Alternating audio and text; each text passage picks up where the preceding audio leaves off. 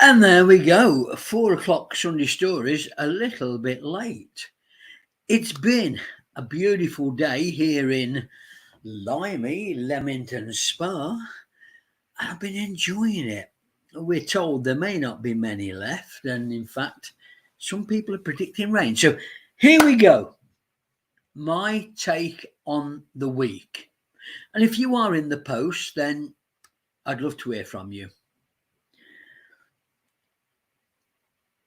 We are all, or we all should be, aware of the political change that's gone on in Britain and the change that that's going to make to all our lives, particularly at the moment when prices are going up so fast that I believe they now call it the £2 land. And I think the time's coming where we're really going to have to start making choices about where we go, how we go, what we do, and the way that we do it. And that's going to be particularly hard, I think, for business owners who have been crippled over the last 3 years. Because to function in the business world, I still believe that you do have to meet face to face. It's probably much more difficult to carry on business over Zoom, particularly big business. Some may disagree. And if you do, put it in the comments.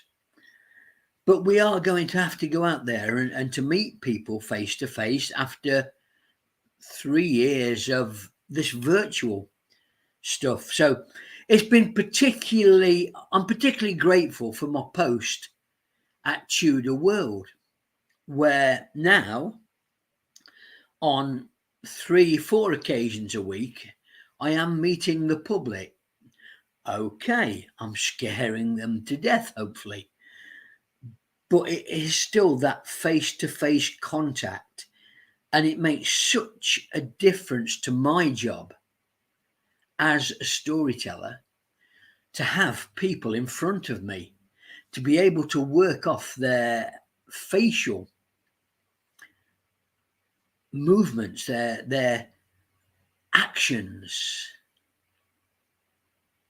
even the non-physical signs that come off them, the slight scream, the wow, the gasp. And that's really what they're coming for, the entertainment value of being taken around an historical house, learning the story of the house in a way that's entertaining. Now, we have to understand that everyone, every business owner, everyone should really be looking to find a way to connect with as many people as possible.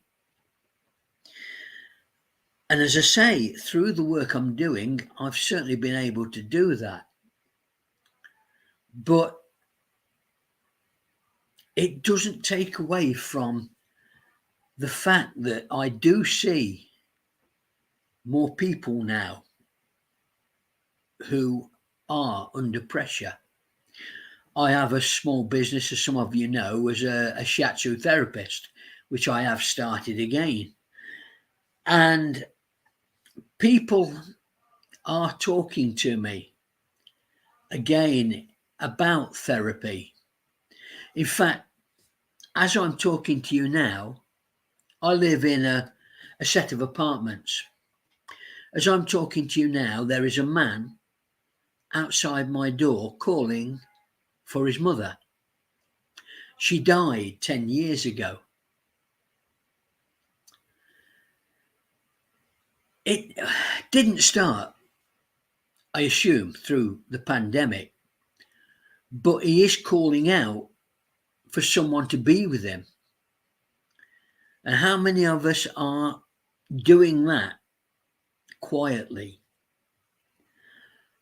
I know that there are times I talk to my daughters. I saw one of my ex-partners a week or so ago, and that pang of having no one there. Hi, Julie. Thanks very much for coming through. Leave a comment, Julie, if I'm hitting any bells. I had a pang of not loneliness, not even emptiness. It was just a what can you call it? It's a physical, a tightening. Seeing her and remembering how good it used to be when we were together, and forgetting her for a moment the differences that set us apart. And through the week, particularly in Leamington, I have seen more people sleeping in doorways. I have seen people at the bottom of the town angry, stressed. I've also seen people in the cafes that I go into talking and smiling. So there is a point there where we can go either way, where we can decide to be grateful for the fact that we've woken up this morning, knowing that some people out there wish they hadn't. Now, if you want to leave there, I'll certainly understand, but this is the part where I did go into a little bit into the world politics a little bit, and to talk about what's happening in the world and the way we seem to be getting closer and closer to World War III. And it's not an empty claim. Putin is now in a corner.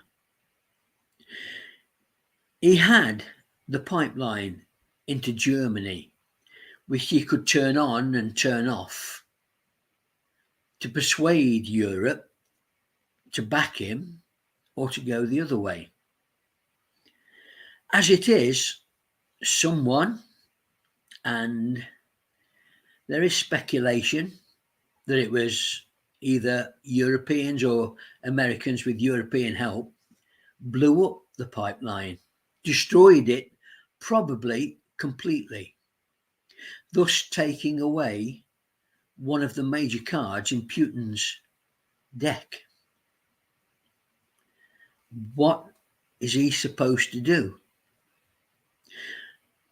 As the countries on the border of Russia apply to become part of NATO, NATO objects to Putin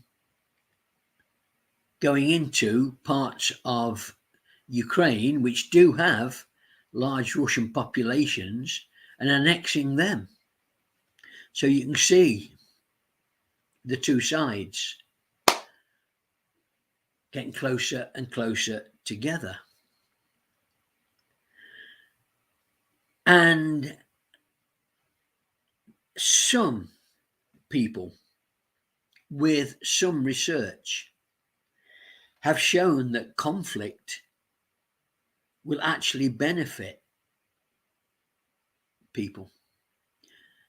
The millionaires and billionaires tied around the military industrial complex, the globalists, the people who meet at Davos, who are seeking to control the world more securely, maybe even splitting the world not into countries but into zones, each zone controlled by a central committee, by them. And when you realize that 100 years ago, or maybe more, there was a silent movie about a rocket landing on the moon. Impossible at the time, of course, but not now. And people talk about countries disappearing and being taken over by dictators or committees, a little bit like China, North Korea, Iran. Is that too far-fetched in the future? Now, it might be not in my future, but what about the future of our children and grandchildren? I think that they will have to learn how to fight or how to submit. And that's dangerous. Do you remember back in the 80s, the 90s, those films of the future world where, first of all, I noticed there were no parks, no grassland. It was simply high-rise buildings. They had, I remember one film, taxis with an AI driver. But those communities were also controlled by someone who could turn on or turn off the power. How far away are we from that? There's always a hero, and in the end, most often, the hero wins, and it's often one man, one woman. I guess the question is, who's prepared to be that one man or one woman? Now, for the rest of the week, I will be back at Tudor World next Wednesday, next Friday, and next Saturday. I am meeting people face to face and also on LinkedIn to talk about business. I wish we could talk about other things, but as many people know, if you talk about things too close to the mark, then you get cancelled, as I've been on LinkedIn. So you have to be careful. I don't understand how business owners can go onto LinkedIn and promote their businesses with little or no understanding of what's happening, or being afraid to talk about it. And that's sad. Keep your chins up.